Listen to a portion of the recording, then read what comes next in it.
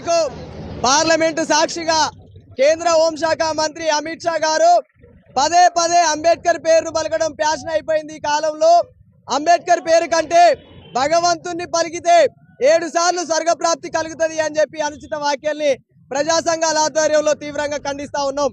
ఈరోజు దేశంలో ఈ దేశాన్ని నడిపించేటువంటి రాజ్యాంగం ఉన్నది అని అంటే కారణం డాక్టర్ బాబాసాహెబ్ అంబేద్కర్. ఓబీసీ ఈరోజు బీసీ ప్రధానమంత్రిగా ఉన్నాడు అని అంటే కారణం బాబాసాహెబ్ అంబేద్కర్. ఆర్టికల్ 340 కనుక లేకపోతే, ఈరోజు రాజ్యాంగం కనుక ఆర్టికల్ 340 రాయకపోతే ఈ భారతదేశానికి బీసీ ప్రధానమంత్రి అయ్యేవాడు కాదు.